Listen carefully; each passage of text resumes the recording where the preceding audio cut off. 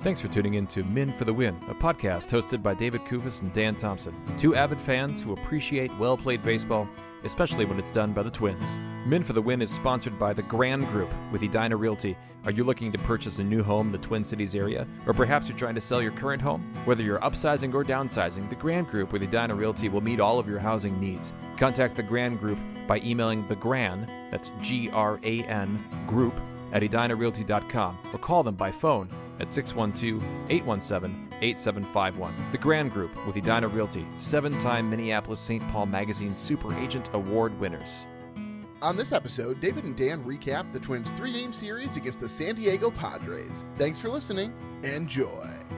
Thanks for tuning in to Men for the Win. My name is David Kufis. With me, as always, is Dan Thompson. The Twins head out to San Diego. They probably should have had 2 of 3. They only come away with 1 of 3. And I have to be honest, Dan Thompson, if they wouldn't have won Game 3 today, I don't know that I would have recorded, because I would still be so upset after the loss yesterday. I don't think I could compose myself enough to be any form of eloquent and be able to speak into this microphone without the rage just seeping out of my mouth. Yeah, but I've heard that from you so many times over the last few years. If they don't win this one, I can't possibly record tonight. No, I think you're being hyperbolic a little bit. I think you would have steeled yourself and found a way. But yes, certainly Game 2 is not the way we wanted to end this series for sure. No, but thankfully they had a great bounce back here in Game 3. It's good to have you back on the show, Dan. I know it's a busy time. Dan, as listeners of the show will know, is a high school teacher, and school has just begun for you, Dan. And I just think that maybe this whole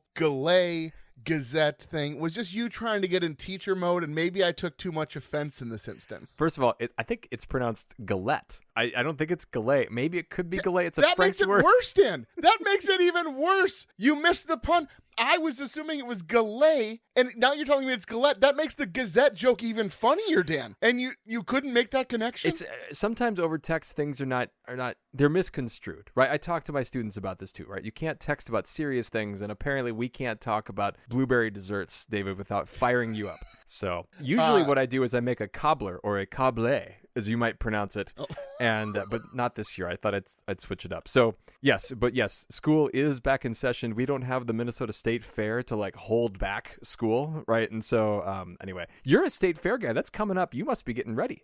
Tomorrow morning, I'll be there, man. My dad and I, we've gone every year since I think about my 2nd grade year. I always look forward to it. I'm not superstitious, but I am a little stitious. Every year. It's got to happen, Dan. And folks, if you see a chubby guy handing out Men for the Win stickers, that's me. Say hello. But so if you're wearing a Twins hat or a Twins shirt, expect a sticker to come your direction, certainly. Well, we have a series to talk about here. So before we get into it, the season standings, the Twins are 2.5 games back from the Guardians. The Guardians are 73-53. The Twins and the Royals are 71-56. We have ourselves a pennant race here, David, but I feel pretty good about where the Twins are at, all things considered, especially because the next 3 series, they are at Target Field. Hopefully that works well, and hopefully maybe we can get some of those injured guys back, specifically Byron Buxton. You know, I was looking at the standings before we started to record, and I keep looking at the Tigers, Dan, and they're 3 games under 500. And I think 3 games under 500 in the AL Central, the last, 3 or 4 years, I think you'd be thinking, we still got a chance. We got a shot here. But now you look, they're only 9 games back from the wild card, Dan. If the Twins were in that position, all joking aside, I would still be holding out hope that they could get one of those spots. No, 9 games with a month and a week? I would be like, oh my God. Don't give me hope. A month and a week is not enough to close a 9-game gap, for goodness sake. I'm just saying, if the Twins were in that spot, I would still be believing, Dan. Yes, I would ever be the on this optimist, podcast David microphone. Kufis. That's always your role on this here. Please attempt to be a gentleman. All right. It comes and goes, Dan. It comes and goes. I'm excited about the fair. What can I say? Right. What can I say? Enough talk about the fair and blueberry desserts. Let's go ahead and jump into the series recap.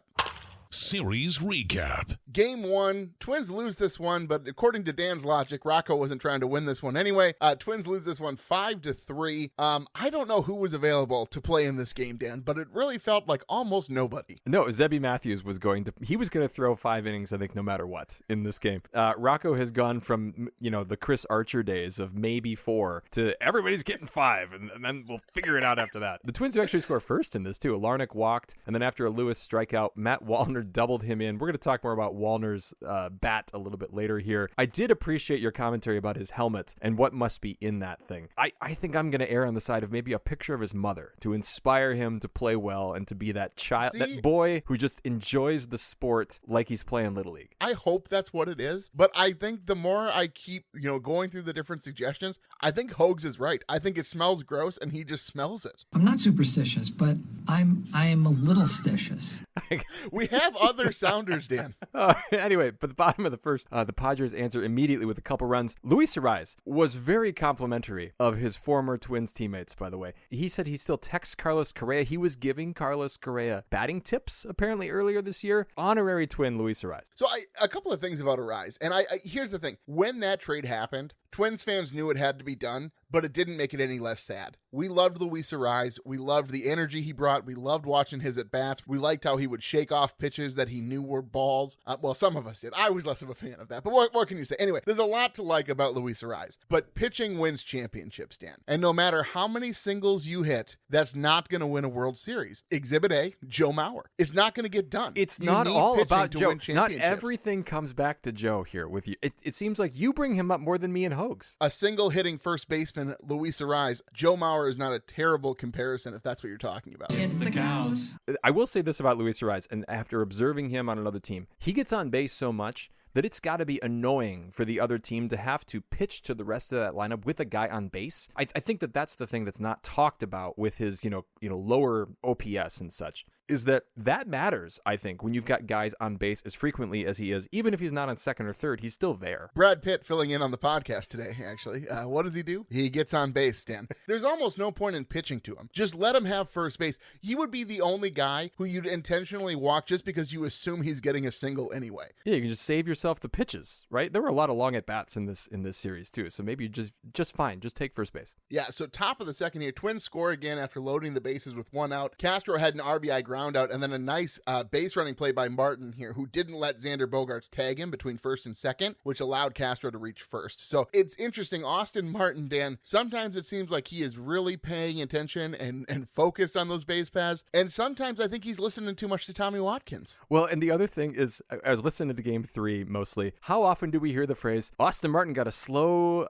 break on that ball in center field? It's like, and I get that this isn't maybe his best position, and maybe we'll see him get better at fielding, but right now, it is hard to listen to all of the times that Austin Martin is 3 feet shy of getting to a fly ball that could be an out and then it cascades into a big inning. Would you rather have Austin Martin or Manny Margot in center field? I think I'd rather have Austin Martin because right now I want Austin Martin in the lineup a little bit too, and the speed that he does. I know he had another kind of a base running snafu you're going to talk about, but none of this really matters that much because in the bottom of the third, there's a bases loaded double by Jackson Merrill that scores 3 runs. That was all the Padres had, and that was all that they needed. And then we really could have taken a nap between innings 4, 5, 6, 7, and 8 because nothing really happened until the top of the 9th. Yeah, I mean, that's what Hogs does, right? So he sets his alarm to wake him up every inning to see what's happening. But yeah, top of the 9th, the Twins do get a run back, and then they bring the tying run to the plate, but Miranda grounds out, so Twins lose this one 5-3. Zebby Matthews, like you said, he was going to pitch no matter what. He gets through 5 innings, 4 hits, 5 runs, only 2 of them earned, however. 2 walks and 1 strikeout. Park was talking to him after the game, and it's funny to hear a guy be so just disgusted with himself for giving up 2 walks. And it's like, have you seen some of the Twins pitchers we've seen load the bases with walks? You did 2 walks in 5 innings. We will take that every single time. Well, another interesting pitching stat here. The Twins only had 3 strikeouts as a pitching staff, which is tied for 2 other games for their season low. That happened on May 11th and August 6th. And then the game attendance. So I've been to a game at Petco before, and it's a really cool experience. There were 40,220 people there on a Monday night. And I know the San Diego's good, right? They're in a pennant race with the Dodgers and such. But they have the 4th best attendance average in the league at 40,705 per game. They trail only the Phillies, the Yankees, and then the Dodgers, who are number 1. So that town really loves its baseball. It's got to be fun for the players to play in a setting like that. In a Monday through Wednesday series, I think the Twins would need all 3 games to hit that 40,000 figure. Certainly early in the year.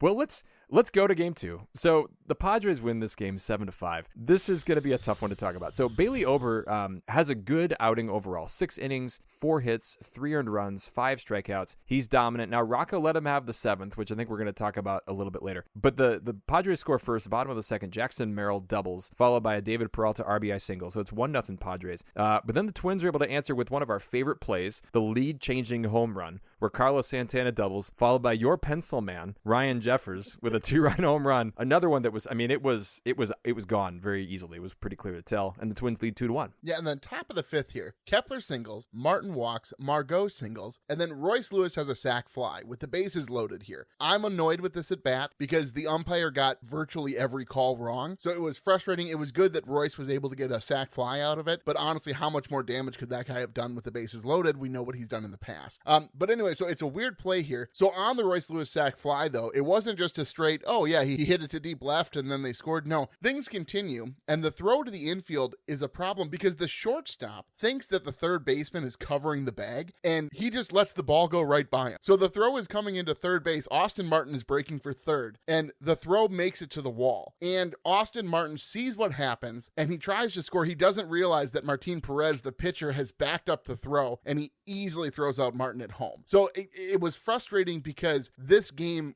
was just constant error after error on the base paths, Dan Thompson. Yeah, another one on the top of the 6th when Miranda is caught off first base, kind of between pitches. He's caught stealing there, so that ends that threat. Bottom of the 7th, Ober remains in the game, which I think was probably the right call at the time. But Jake Cronenworth doubles, followed by, very quickly, by a 2-run Manny Machado home run, which ties the game at 3. Jax finishes out the inning throwing 10 pitches, and so you think, okay, they're still in it, especially because the top of the 8th happens, David, and things again look so promising. I thought that this one was in the bag, Dan. So the Twins, they come back strong. They load the bases with 3 straight singles from Lewis, Santana, and Jeffers. And then Vazquez, Dan. Christian Vazquez, who we're going to talk about later. A pinch hit 2-run single in place of Matt Wallner. And then, again, on the base paths, Jeffers is thrown out trying to advance from first to third. And to be fair, this play was remarkable. Yeah. By Profar, playing left field, you have to watch the replay on this, and I don't think that people will appreciate it as much as they should. Trevor Plouffe went out of his way to praise how crazy this play was. That's pretty good. That's pretty good right there. Profar running to his right to field the ball. He's at like the left field foul line. He fields the ball and then leaps. Think like the classic, Derek Jeter throw from shortstop, after he makes a diving play. But instead of chucking it to second to like keep all the runners at bay, he throws it on the fly to third base to get Jeffers sliding into third. It was remarkable. I don't know how much I can really say this is a base running blunder because, again, Profar had to be perfect in order for this play to work. Yeah, and so the Twins only get the 2 runs out of that, so it's 5-3. We will come back and talk about the bottom of the 8th, but Okert comes in and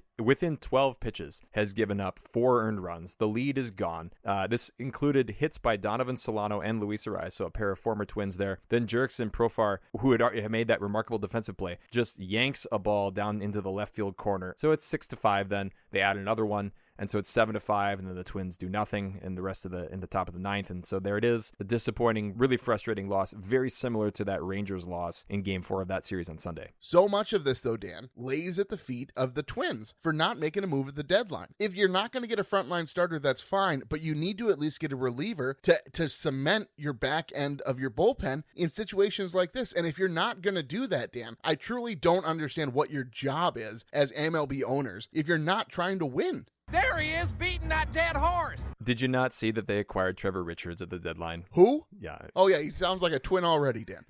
Sorry. Anyway, let's move to Game 3. To happier times, Twins win this game 11-4, a decisive victory. It is a little worrisome, though, at first, because the bottom of the first, Simeon Woods Richardson threw more than 30 pitches. He loaded the bases. He didn't allow any runs, but I was nervous. I stepped away from the game for a couple innings, and I thought, as I'm pulling up Gamecast, I thought, okay, surely the Padres are up like 4-0. But they were not. The Twins actually were the ones taking the lead here. Yeah, top of the 3rd, the Twins score first on a Lewis sac fly, which is apparently his role on this team at this point. But then thankfully, top of the 4th, the Twins exploded. This is what we needed in either Game 1 or Game 2, but they saved it all for Game 3. So Miranda grounds out. But then after that, and the next 7 Twins reach and score. And I mean, just the quick highlights here, doubles by Martin and Castro, and then obviously the big bopper we'll talk about later, a 3-run homer by Wallner. So it's 8-0, Dan. And I do have a couple of things just really quick I want to say. I called both Austin Martin's double and where are Matt the receipts? Wallner's Show home me run. the receipts. Show me the receipts. Different. No,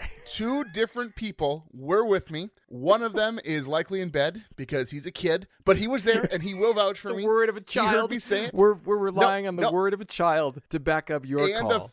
And a fellow teacher, Dan. A fellow teacher. Oh, well, in that case, all right. He is above reproach. He's your colleague. Yes, absolutely. I called both of these things, and I was so proud of myself because it wasn't like I was calling every at-bat. These 2 at-bats. And I called, not only did I call them, Dan, I called exactly what would happen on Austin Martin's double. You underestimate my power.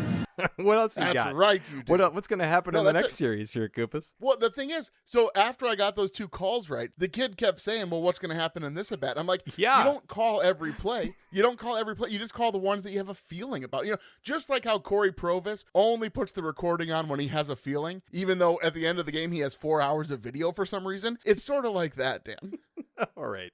Very well. We'll check that theory next series. The Padres decided that Matt Wallner deserved the Joe Ryan treatment here, and they just leave the guy in because apparently if he throws a knuckleball every 3 pitches, his arm's not going to fall off at 120 pitches. But they do max him out. They let him stay in there for 2 more runs in the top of the 5th. But this poor guy, 10 runs. The Padres kind of have the same managerial strategy here as Rocco Baldelli. Yeah, they're trying to win that off day tomorrow, Dan. That's what they're pitching for now. SWR does get through 5 innings, which I think was kind of courtesy here by Rocco, or maybe just habit. I don't know. But he allows 3 hits, 2 walks, 1 earned run. He struck out 7. It felt like he was actually in more trouble than that. But maybe that's my bias because that first inning was so terrible. After that, he got the next 8 guys out. And from there, Sands, Thielbar pitch clean innings. Ronnie Henriquez gives up 3 meaningless runs. And then Okert gets the 9th. Which is just kind of funny. A couple other notes. Trevor Larnach has his first 4-hit game of his career. So again, thank you, Matt Wallner. And then Manny Margot. So I love this. So they made a point on the radio pointing this out. I think Dan Hayes pointed it out too. Margot got a hit in his first at-bat in this game, and you would think that would have ended his streak of 30 at-bats. Pinch hitting without getting a hit. But no, the rule is that he was already in as a fielder, as a defensive replacement the previous inning, so it doesn't count as a pinch hit. Now, this seems like a distinction without a difference. Is that the phrase? No, there's a big difference here. And it's ridiculous that you would even say that there's not ridiculous. A Go ahead. A defensive replacement who then comes up to bat in their turn in the order is far different than pulling someone back who's about to take an at bat for somebody else. Dan. Okay, but then this is the thing that Rocco could start doing. He could be thinking ahead. You know how he's always, a couple innings ahead of himself, right? He could think ahead and say, wait, I'm going to need Manny Margot in the 8th inning. And he's going to be up, the 4th batter or something. So in the top of the 6th, I'm going to put him in for Austin Martin in center field so that when Manny Margot comes up, don't you think this is what he's thinking? Oh, man. Maybe, Dan. Sure. Yeah. Run away! Run away! It's kind of fun, isn't it? That's a good one. I think, let's with that note, let's head into Puckett's Picks winner. Catch 'em all, Kirby Puckett! Puckett's Picks winner. I'll let you do the honors, Dan. I mean, it's sort of old hat at this point now, but I still enjoy it. Yeah, I bet you do. Jeffers gets you the win with 7 points. He did not get the bonus. Actually, Austin Martin had the team high with 10 points. I think it's the first time this year he's had that. I picked Willie Castro, who had 2, though he had a very good game 3. Santana for Hogs had 1 point, and Royce Lewis for the listeners had 0. David, you have extended your lead then.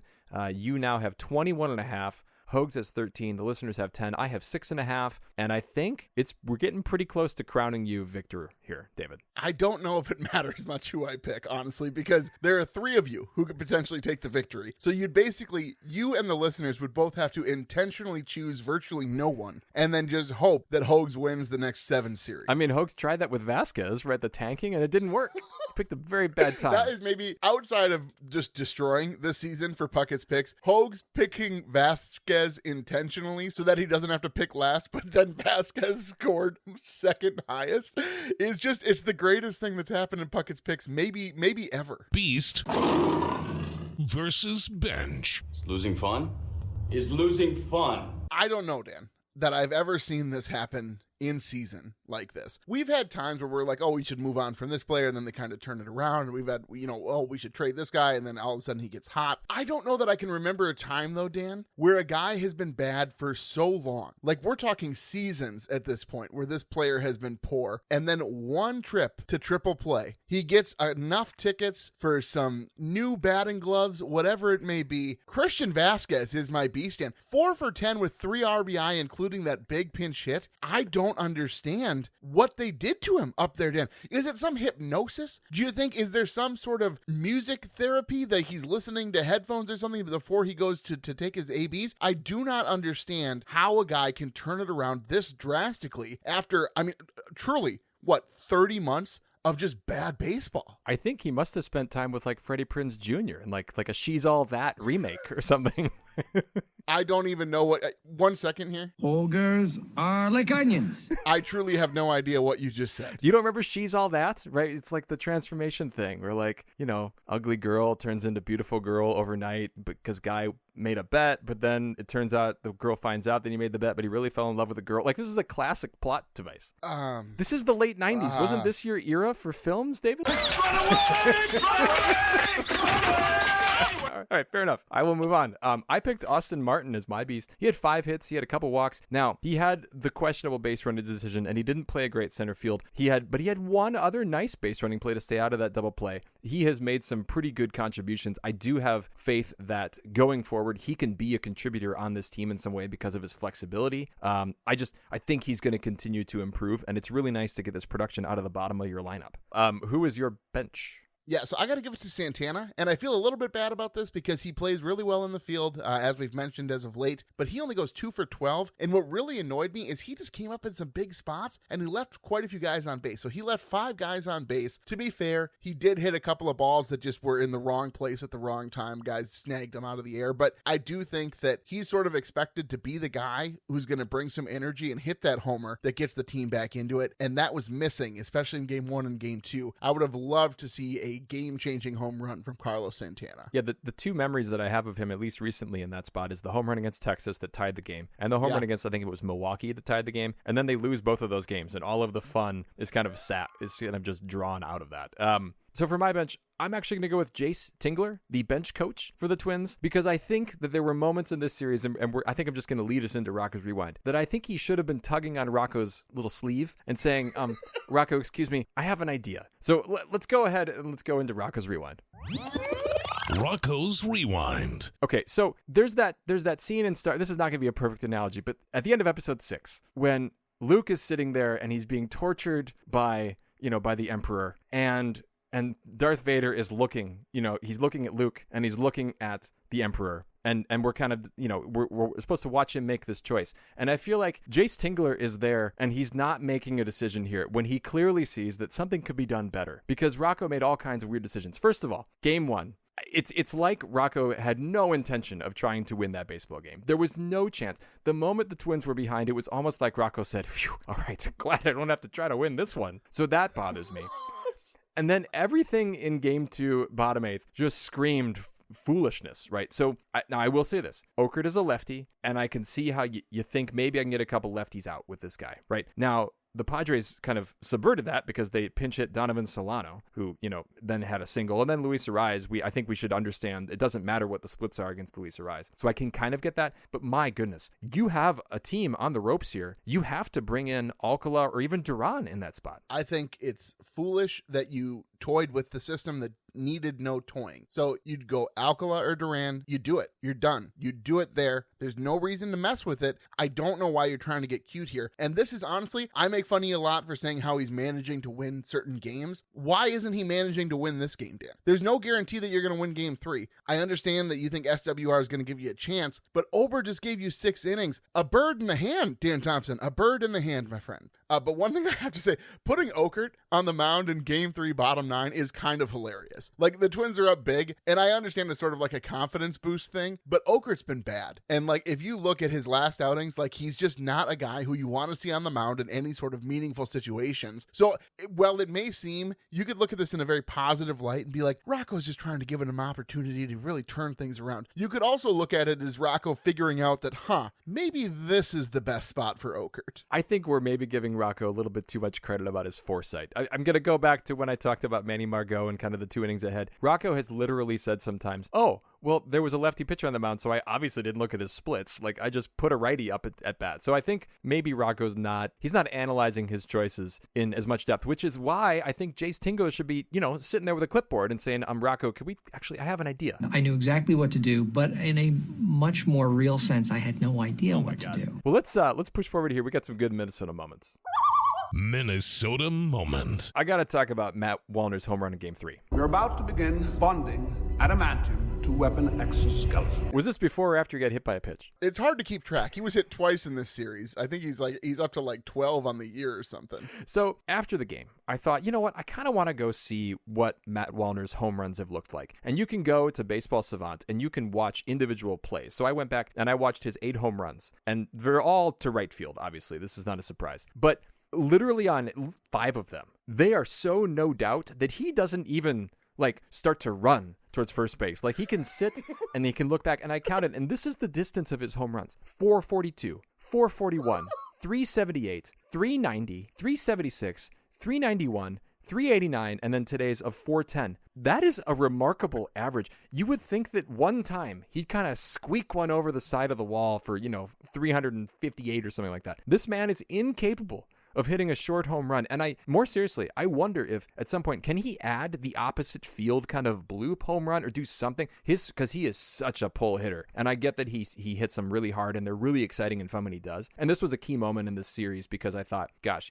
5-0 does not feel good, right? But 8-0 felt okay.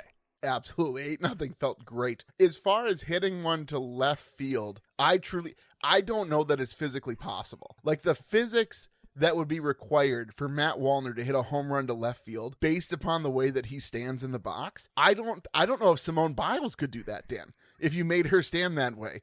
I mean, that's like, it just doesn't add up, Dan. Hold on. You don't think Simone Biles could hit a home run to left field? Well, I don't think that the physics required of the body of Matt Wallner. I've lost my line of thinking here a little bit. Sometimes I'll start a sentence and I don't even know where it's going. I just hope I find it along the way. No, it makes sense, Dan. What I'm saying is Simone Biles, like because Matt Wallner would have to twist himself in such a way that he couldn't do it, and Simone Biles is, really flexible. So she, Minneapolis, we have a problem. I think David has lost his metaphor considerably. It's in there. People will understand what I'm saying, Dan, certainly. What's yours? What's your moment? Yeah, so it's going to be Game 3 top 5. So after the big inning in the 4th, Austin Martin's second RBI double of the night, which was almost identical to the first. So it was just really cool to see Austin Martin sort of succeed in that way. And the way that he can run, it's just nice that, you knew it was going to be a double and there wasn't going to be a close play when Ryan Jeffers, is trying to stretch a single to a double. Do you think that we're going to see the same thing where Willie Castro is going to peter out, kind of like Nick Gordon did, and then Austin Martin is going to ascend into his place next season? No. I think that Willie Castro has done so much to prove himself, and I don't really want to see Willie Castro in the outfield too often, but my goodness, Dan, as far as the infield goes, he's pretty sure-handed in almost every position, and I've really come to respect his play in the infield. Now, granted, like I said, I don't want to see him in center anymore, but at an infield position and knowing that he can get the hits when it counts, Dan, I like Willie Castro, and I just don't see that switch happening. All right, we have a couple questions. One of them's about an infielder. I just don't know how it can get any better. Mauer's musings. Has Eddy Julien, Dan, figured it out? Oh, Canada. Obviously, he struggled. It was very confusing for me this season when I had to move him from a lineup lock to a AAA option. My heart does sink a little bit, Dan. I keep the lineups updated on our spreadsheet here, and there are times when it becomes no longer oh yeah, he's going to be the next guy up when a body is necessary to, yeah, he's an option. It makes me a little sad. So now to see Eddy Julien up, and at least in this series, Dan, he looked pretty good at the plate. He was making solid contact, and for goodness sake, he wasn't striking out looking at strike 3 for once, Dan. Yeah, but okay. So in this recent stint, he's played 6 games. He has struck out 6 times. I'm waiting for the home run. Give me an Eddy Julien home run again, and I'm going to feel like he's maybe got some confidence back. I just don't see it. I don't know. know. He's a subtle, quiet Canadian, Dan. He may have just the absolute rock solid psychological foundation to bounce back from the terrible beginning to this season. I have confidence. I think he figured it out. I think he's going to turn it around, and we're going to see a lot more of Eddy Julien towards the end of this season. Yeah, maybe. But then, Correa's going to come back. He's going to take a spot. I don't think so. I don't think Eddy Julien's going to make an impact here the rest of the year. He's a stopgap until Correa comes back. Or even Brooks Lee. I think Brooks Lee will come back and Eddy will be gone. You think that as soon as Lee is healthy, they're going to trade out Julien? I think so. I mean, they'll give Brooks Lee a little stint at AAA, but he's coming right back, I think. No, I think they're going to give Julien a longer leash here, especially if he keeps the strikeouts down. All right, well, we'll see. My question is, did we just watch a World Series preview? No. Why are you so dismissive? This is like a distinct possibility. I guess it's a possibility. I don't know what the word distinct is doing in that sentence. You realize the Padres are fighting for a wild card spot right now, yeah, right? But they're really good. Sure. No, but yeah, I guess it's possible. But they're going to get Tatis back, which is kind of like getting their Correa back, right? They play in a packed stadium, which I think matters. They're chasing the Dodgers. They're not that far behind the Dodgers. They could win that division. So yes, they're in a wild card spot, but they're a game or two back from the Dodgers? Well, they're currently 3.5 back from the Dodgers, Dan, tied with the Diamondbacks in the NL West. So if we're looking at the wild card, then we can see that they are currently in the second wild card spot with 4 games up on the Atlanta Braves, 5.5 up on the New York Mets. I would say, yes, I suppose it is in the realm of possibility that the Twins and the Padres could be the World Series matchup. However, if I were going to make a bet right now, if the Twins were going to make the World Series, first of all, we need so many things to bounce right for that to happen. But secondly, I just don't see them getting there over the Dodgers and the Phillies. And if the Braves can sort of figure out how to get out of this funk here, even though they're missing some of their key guys, I just don't see it, Dan. I just think it's kind of like in Frozen, right? When Kristoff goes... How many... goes to, Ogres are like onions. Goes to the little dwarf things. What are they? And it's a fixer-upper, right? So Kristoff is the Padres, and Anna... We're still doing this? ...is we the got Twins. I just think it could happen. It's a possible thing. Anyway. Ogres are like onions. End of story. There's only so many times we can play a comparison sounder, Dan. You gotta... I think you haven't even mentioned Apollo 13 yet. I assume that's did. It was the somewhere. Minneapolis We Have a Problem line. It was an illusion with a twist, right? It's amazing, Dan. We should have some sort of a contest to see how many movie references the listeners can pick out in Dan Thompson's speeches. All right, let's move on here to the series grades. Series grades. I'm going to give him a D. I don't know how much of this is impacted by Game 2, but probably a decent amount. You should have won Game 2. I tweeted out a typo, Dan, which I hate more than anything, but I left it stand because my initial line was, I'm literally shaking with rage. So a typo would seem reasonable if you're shaking with rage, I would think. Sure. Fair enough. I gave him a C-. The math is a 7 out of 10 in the advanced retreat, just because I thought they actually looked pretty good aside from a really bad managerial choice in one inning. And I also think they competed with another playoff team, which I thought was impressive on the road. Well played baseball, a 7 out of 10 just because of that base running in Game 2 that was really costly. But overall, I don't know. I think a C- feels about right for what was actually a very competitive series. I don't know, Jack. It looked like Herbeck pulled him off the bag. Herbie's headlines. First note here, Dan, I don't even know. I just put in the notes friggin' Astros because I'm just so annoyed. At the beginning of the season, it looked like the Astros were finally going to be dead and buried. They weren't going to make the postseason. We weren't going to have to talk about them for the remainder of the season. And then they just kept winning. And they kept winning. I'm not dead. And the Mariners kept losing. And now the Astros are all but a lock for the postseason. And it bothers me, Dan. I don't know why it bothers me as much as it does. But when you start off that terribly for that long into the season, you shouldn't make the postseason, Dan. Where are our AL West compatriots coming out of the woodwork to make sure the Astros don't make the postseason? Well, one of them won the World Series and kind of gave up caring this year. Another one is the Mariners, right, who choke in these moments, I'm told, by all my Mariner fan friends out here. The A's are one of them who are, I mean, like, there's lots of reasons here, I think, David. I guess. It's just quite frustrating. One other thing we wanted to draw attention to, so Jason Stark has a really great article. Jason Stark on The Athletic, he's so good at just like pointing out the oddities of baseball. And so he was writing about Danny Jansen. So on Monday, Danny Jansen could become the first player in Major League history to appear in a box score for both teams in the same game, because on June 26th, he played for the Blue Jays in a game that got suspended. And in the interim, he was traded to the Red Sox. And so now he could very easily come into this game that's going to get made up on Monday and then play for the Red Sox and the Blue Jays in the same game, which is hilarious and so cool. And it would be the only time this has ever happened in Major League history. It's a very beer league thing to have happen, right? Where like not enough guys showed up for the other team, so they have to forfeit, but you still want to play, right? I mean, you're there to play baseball or softball, and so you're like, hey, I'll just go play on the other team here. No problem. So cool. Last note here, Joey Votto is retiring as a Cincinnati Red. Kind of cool. He was with the Blue Jays a bit earlier this season. He's a Canadian, and so he gets to finish his career after a series with the Reds at Toronto. Cool guy, Dan. Never won a World Series, but he won an MVP, and he was a 6-time All-Star. He was a really fun player to watch, a really fiery player to watch. Not the most dynamic player, right? Very Joe Mauer-esque as far as he got on base. Every time you have to make every negative comparison has to come back to Joe Mauer. But there's a great article, actually 2 different articles by C. Trent Rosencrans over at The Athletic. Just kind of walks through Joey Votto's career and sort of what he's done for the game. The coolest thing that stood out in these articles, Dan, is just that Votto was always sort of pushing himself, and he has always sort of set this bar that he said, if I can't meet this standard, I don't want to play the game anymore. And I think when you're playing for a Reds team that is sometimes good and sometimes bad, he played for them for so long, Dan. It's a cool thing to have a guy with that mindset on a team that's not always going to be in the postseason conversations. But so a loss to baseball, but obviously he's going out on his terms, which is always good to see. And we'll see you tomorrow night. Puckett's Picks.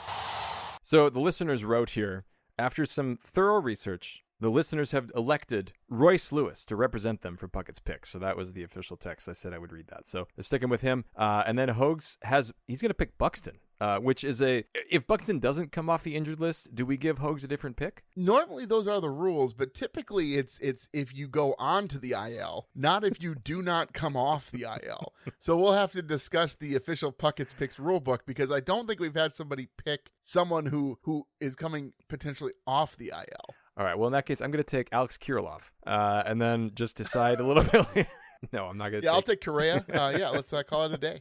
This will be great. Hey, we could win. You never know. With a couple strikeouts for Lewis. You know what? I will go with, I don't know what I'm going to go back to Matt Wallner. There's something about the guy. I just praised all of his home runs. We're going to stick with the birthday boy. I don't really know. It doesn't seem like it matters who I pick. I just always seem to come away with the victory. I kind of want to stick with Jeffers, but I'm going to go with Christian Vazquez, Dan.